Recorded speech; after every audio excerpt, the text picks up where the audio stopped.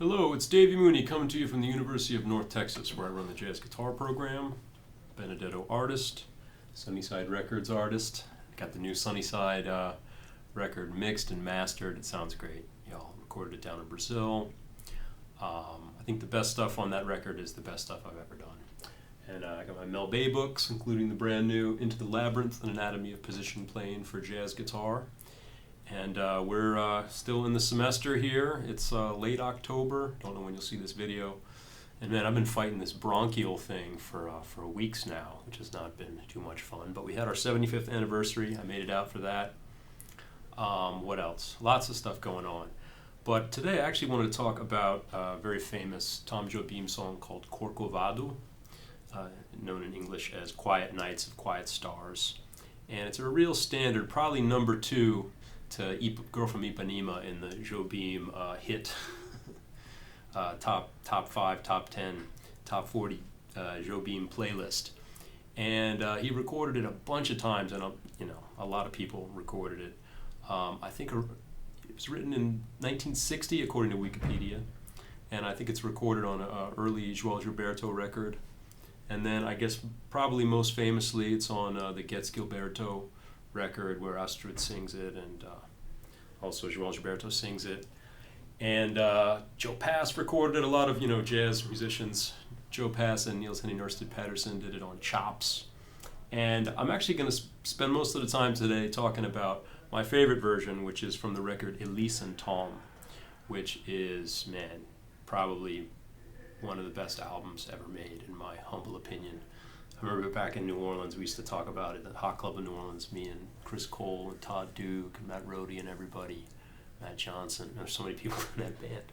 I could keep naming names, and they'd all have been band members, but we used to talk about how that record should be preserved in like a museum where you just walk into a room and that record is playing, because the sound is incredible.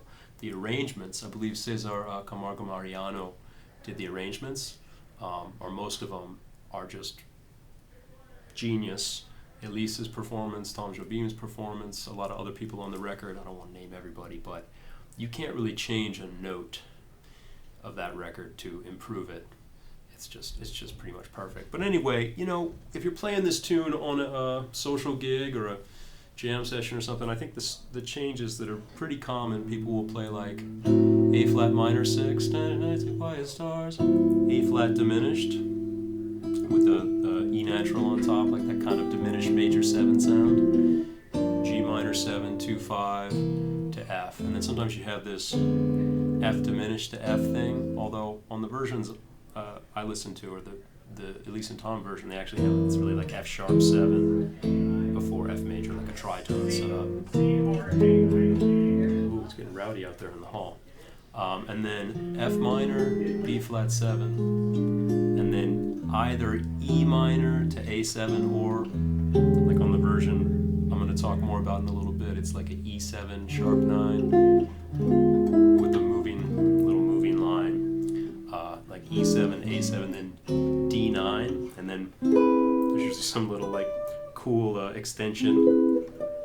It's like D9, and Tom Jobim plays this chord, magical piano chord, that I don't think I've got all the notes of, but it's basically like a C major 7 sharp 5 with a little like little sprinkle of fairy dust on the top, and then D minor to kind of G7. But as we'll see, sometimes it's D minor to like maybe A flat major 7 on the Elis and Tom version, but kind of some kind of D minor G7. That's the first half, then back to A minor 6.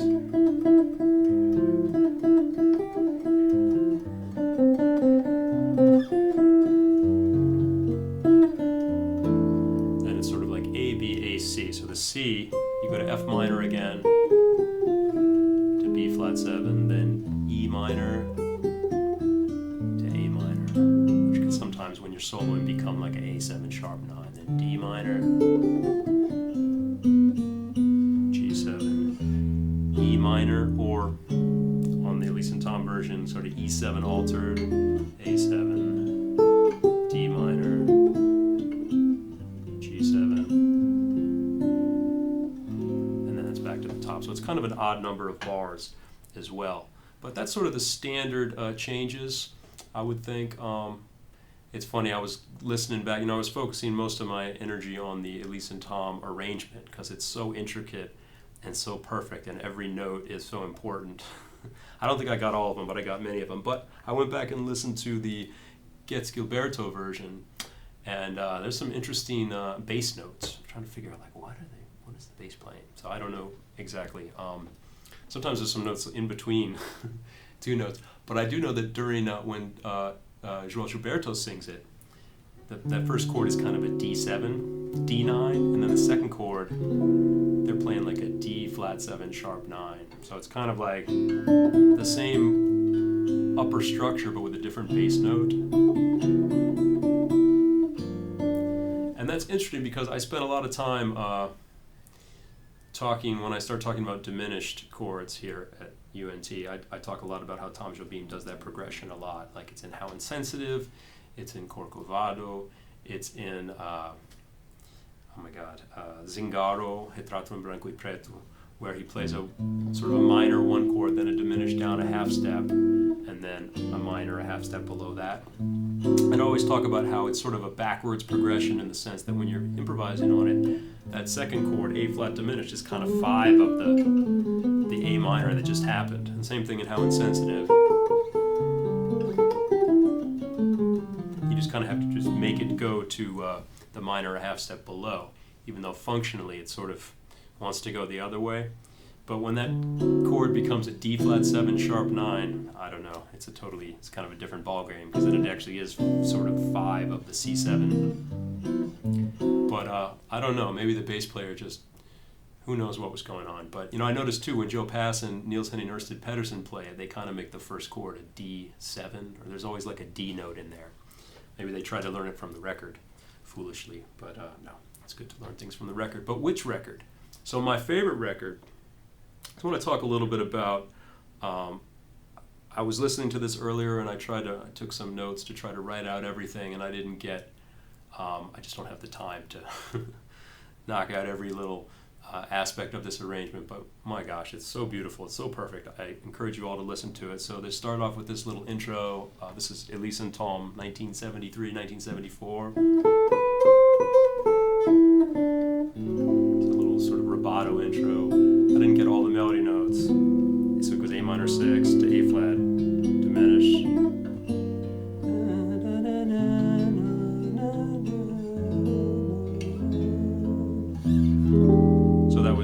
Harmonically, A minor 6, A flat diminished, then the G minor, C7 flat 9, the F sharp 7, F major, and then an E7 sharp 9, and then there's this, they go to like a C major, but it's not really a chord, it's just a string arrangement with some different lines, kind of a C major 6.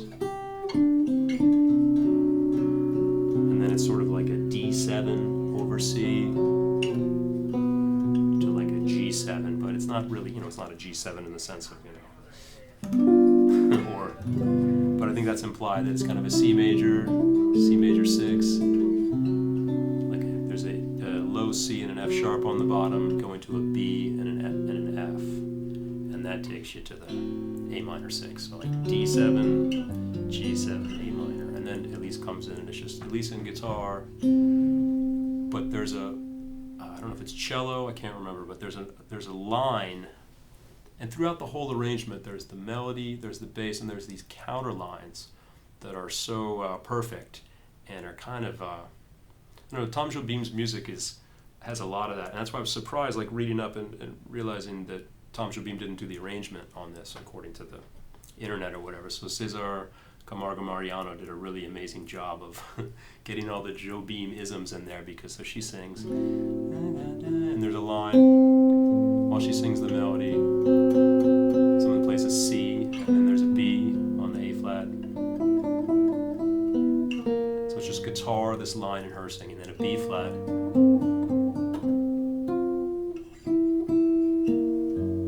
And then an F sharp 7, and the counter line is like an A sharp to a A natural on the F major, and then she goes up here, and And this time the counterline is C, and it goes to D. And then when she goes, that part where some books have it written as A minor to A7, we have, she's going, try to get all this, she's doing that melody, and the chords are like an E7, and the counterline is like C sharp, C, B on the A7, and then this cool little contrary motion thing to get you to D7, so like a C sharp and a B flat going, the C sharp going down the C and the B flat going to B for the D7 chord. And she's still singing her part. You have that magic chord on the piano, and then on the D minor, the other note is like an A on top and I think a C on the bottom. And then the next chord is very much like a not a G7, or it's like a what do you call it? D minor 7 flat 5 or an A flat major 7 sharp 11 or something that takes you back to. Sorry, I'm looking at my cheat sheet here. There's so much going on. And then you have this B flat minor 6 to A minor, and then she sings the next verse, and now this time it's piano accompanying her, and he has this little counter line where he plays that while she goes, and he plays that, and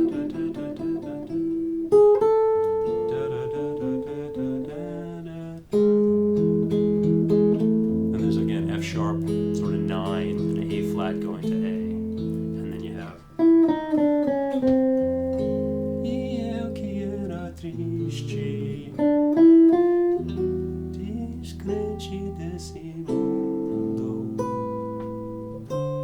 So as she's going down, there's this line going up, and yeah, contrary motion, y'all. It's I talk about it a lot. I try to achieve it in some of my own arrangements and compositions, but this is where it's at. So you get. Eu que era triste, descrente desse mundo, ao encontrar você. Like a G7 sus, eu conheci.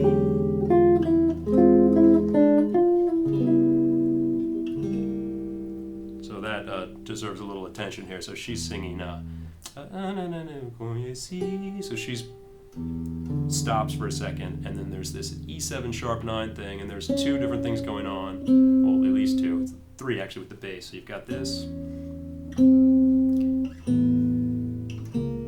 So E against C sharp, C, then an A in the bass against a B, and then C sharp and B flat, and then against that you have, let's say.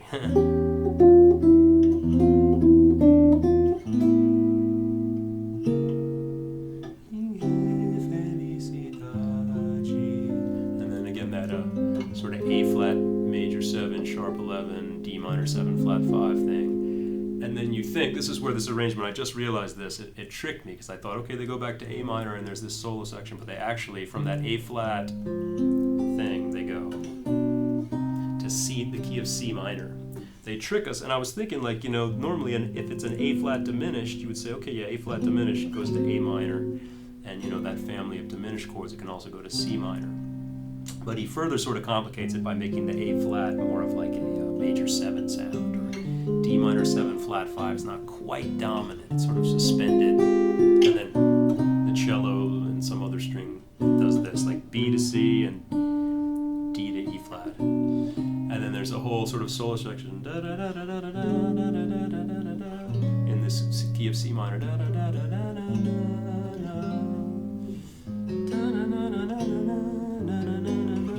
the magic chord.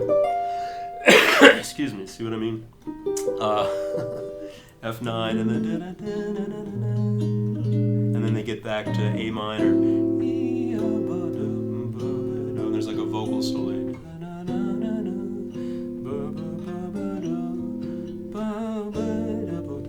Pardon my singing.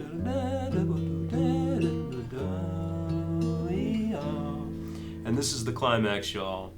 So you get to the F minor, and she comes back in. Right, that's the melody. And Tom Jobim sings this ascending melody as she descends that is so brilliant, and I had to just figure it out. So the chord is F minor, and she starts on C, he starts on a low B flat, and it goes like this.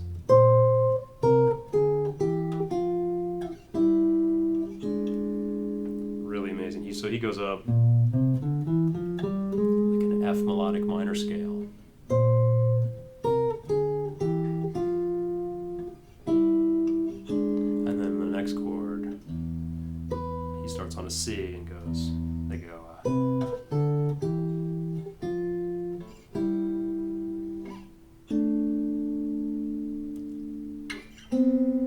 is that right? I might have messed that up. Yeah, that's right, huh? They get real gnarly at the end. But so yeah, let me try see if I can play both of these. It's not easy at all.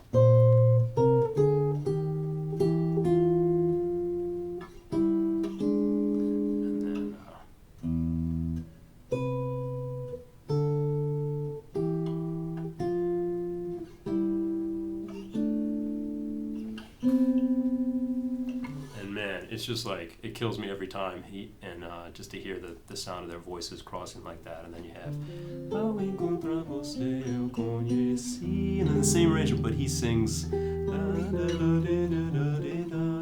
that part down an octave along with the strings.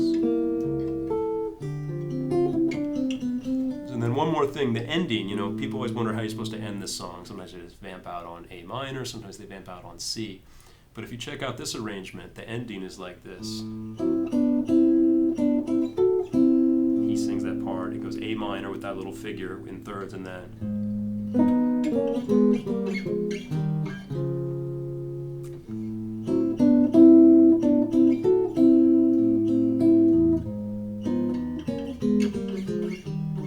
So it's like A minor 6 to A flat minor 6, and the little descending line is in thirds, it's A flat melodic minor.